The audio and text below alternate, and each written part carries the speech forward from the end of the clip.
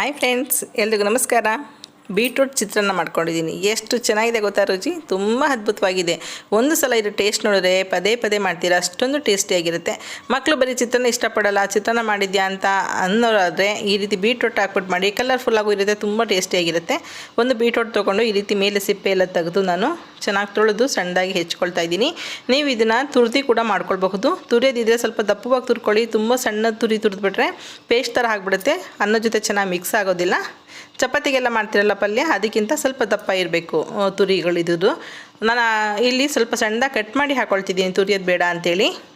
ತುರಿದಿರೋದು ನನಗೆ ಅಷ್ಟೊಂದು ಇಷ್ಟ ಆಗೋಲ್ಲ. ಈ ಥರ ಬೇಯಿಸ್ಕೊಂಡು ಹಾಕಿದ್ರೆ ತುಂಬ ಟೇಸ್ಟಿಯಾಗಿರುತ್ತೆ.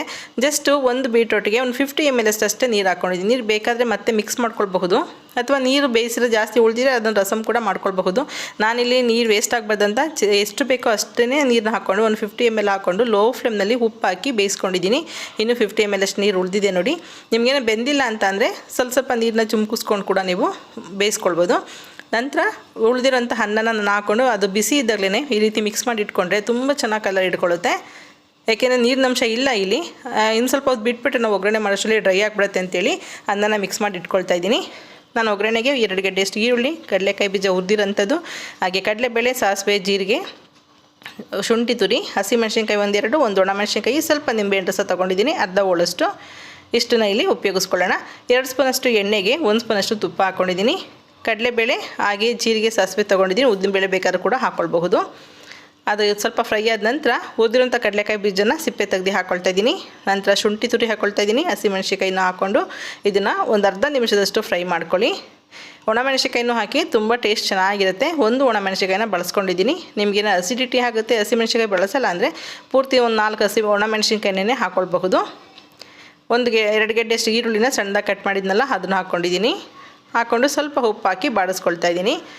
ತುಂಬಾ ಚೆನ್ನಾಗಿರುತ್ತೆ. ತುಪ್ಪ ಹಾಕಿರೋದ್ರಿಂದ ಟೇಸ್ಟ್ ಅಂತೂ ಮತ್ತು ಪರಿಮಳ ಎರಡೂ ತುಂಬಾ ಚೆನ್ನಾಗಿದೆ. ಸ್ವಲ್ಪ ಹಳದಿ ಪುಡಿ ಹಾಕ್ಕೊಂಡು ಮಿಕ್ಸ್ ಮಾಡ್ಕೊಳ್ತಾ ಇದ್ದೀನಿ. ನಾನು ಇಲ್ಲಿ ಹಳದಿ ಪುಡಿನ ತುಂಬ ಜಾಸ್ತಿ ಹಾಕ್ತಾಯಿಲ್ಲ, ಯಾಕೆಂದರೆ ಬೀಟ್ರೂಟು ಕಲರ್ ಹಾಗೆ ಇರಲಿ ಅಂತೇಳಿ ಸ್ವಲ್ಪನೇ ಹಾಕ್ಕೊಂಡಿದ್ದೀನಿ. ನಂತರ ಈರುಳ್ಳಿ ಎಲ್ಲ ಫ್ರೈ ಆದಮೇಲೆ ಬೇಯಿಸಿರೋಂಥ ಬೀಟ್ರೂಟ್ ಜೊತೆ ಅನ್ನ ಮಿಕ್ಸ್ ಮಾಡಿದ್ವಲ್ಲ ಅದನ್ನು ಹಾಕ್ಕೊಳ್ಳೋಣ. ಅದು ಕೂಡ ಸ್ವಲ್ಪ ತಣ್ಣಗಾಗಿರುತ್ತೆ. ಒಗ್ಗರಣೆ ಮಾಡೋಷ್ಟೊತ್ತಿಗೆ ಚೆನ್ನಾಗಿ ಮಿಕ್ಸ್ ಮಾಡ್ಕೊಳ್ಳಿ. ನಿಜವಾಗ್ಲೂ ಇದನ್ನು ಮಾಡಿ ನೋಡಿ ನೀವು ಫ್ರೆಂಡ್ಸ್. ತುಂಬ ಪಲ್ಯ ಚಪಾತಿ ಯಾವಾಗಲೂ ತಿಂತಾಯಿರ್ತೀವಿ, ಅಥವಾ ಕೂಟು ಎಲ್ಲ ಮಾಡ್ತೀವಿ ಬೀಟ್ರೂಟಲ್ಲಿ. ಈ ರೀತಿ ಚಿತ್ರಾನ್ನ ತುಂಬಾ ಟೇಸ್ಟಿಯಾಗಿರುತ್ತೆ, ಡಿಫ್ರೆಂಟ್ ಆದಂಥ ರುಚಿ ಕೊಡುತ್ತೆ. ನಾನು 2 ಸ್ಪೂನಷ್ಟು ಹಸಿ ತೆಂಗಿನಕಾಯಿ ತುರಿನ ಹಾಕ್ಕೊಳ್ತಾ ಇದ್ದೀನಿ. ಹಾಗೆ ಮೆಣಸಿನ ಪುಡಿ, ಇದು ತುಂಬ ರುಚಿ ಇದೆ. ಯಾವುದೇ ಒಂದು ಐಟಮ್ಸನ್ನು ಇಲ್ಲಿ ಸ್ಕಿಪ್ ಮಾಡಬೇಡಿ.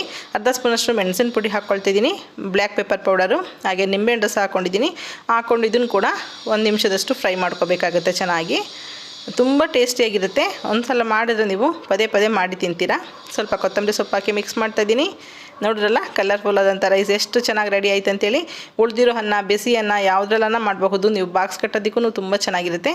ಓಕೆ ಫ್ರೆಂಡ್ಸ್, ಈ ವಿಡಿಯೋ ಇಷ್ಟ ಆಯ್ತು ಅಂತ ಅಂದ್ಕೊಳ್ತೀನಿ. ಹೊಸಬ್ರಾಗಿರೋ ಸಬ್ಸ್ಕ್ರೈಬ್ ಮಾಡ್ಕೊಳ್ಳೋದು ಮರಿಬೇಡಿ.